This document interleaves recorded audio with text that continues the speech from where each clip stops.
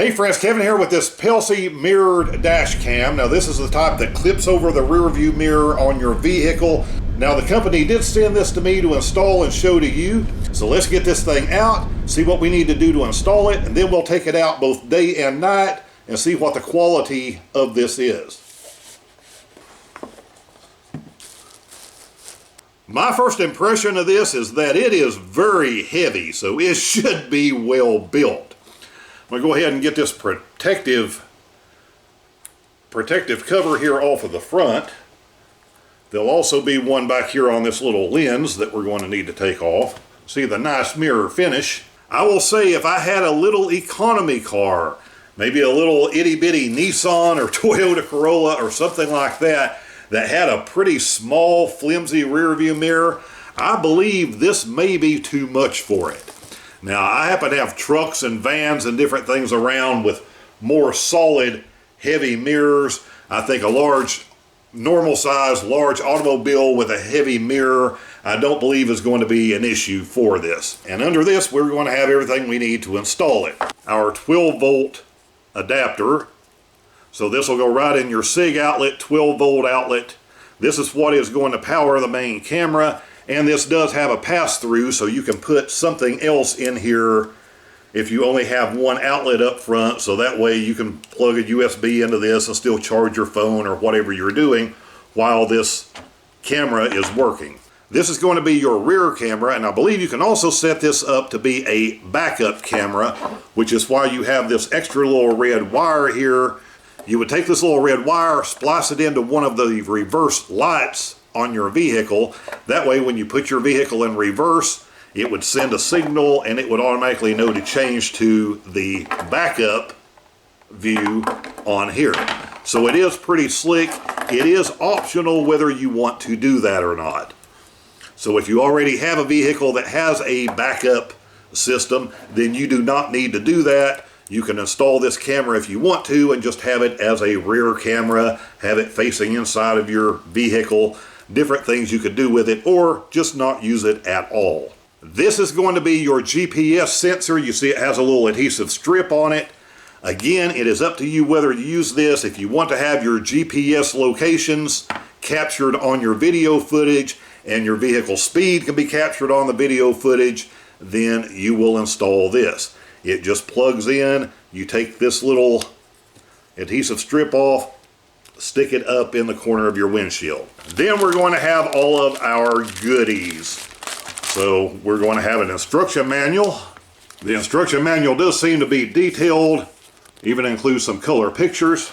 You are going to have what they refer to as a little crowbar, this little plastic bar, and what this is for is so you can tuck the extra wire up beneath the trim panels of your vehicle. You are going to have some little rubber straps, and this is how you are going to attach this to your rear view mirror. You will take that little strap, pull it around your mirror, pull it tight, which is why there are several different settings for this.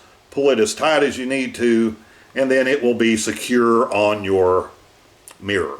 You only need to use 2 of these, but it is nice that they give you some extras just in case one was to break. Some extra adhesives, a cleaning cloth, and they do include a little memory card to get you started off so you can test it. And the little memory card is going to install right in the top, little spring loaded. I will tell you from experience, with any type of dash cams, you want to go with a high quality memory card. That means you want to go with a brand, and you want to go with their version of industrial strength memory card or a high endurance memory card that is built to withstand the extremes that you are going to be dealing with from hot to cold inside of a vehicle. Because there is nothing worse than having a situation where you need to go back and get that footage and find out that your memory card has failed. And I know people that has happened to. So go with a high-end, high-endurance, industrial type SDHC memory card, and you will not have any problems. I have bought a bunch of dash cams over the years. I've had several of these types that clip over the visor. I have never had anything that has a display this large, this mirror display. So I'm kind of excited to see how this works. Let's go get this installed, find out.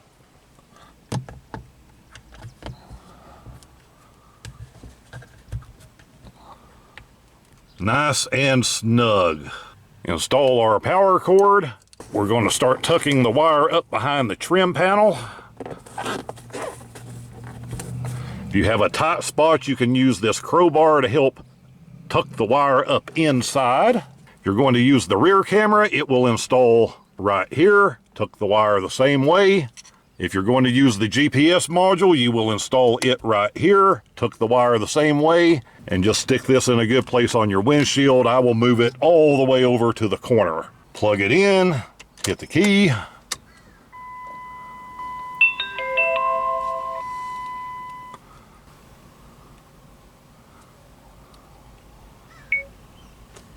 Ooh, touchscreen, very nice. But this thing is gorgeous. If you want to turn this display off and go back to the mirror, you just hit that little button on the bottom. It will show that it is recording. It will show 0 miles per hour because we are not moving at the moment.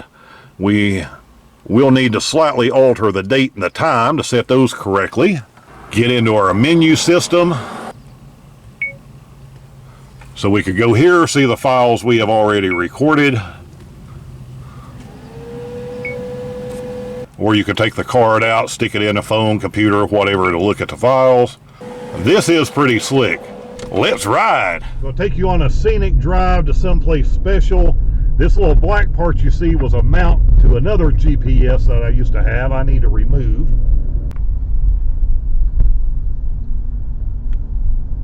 Lock video.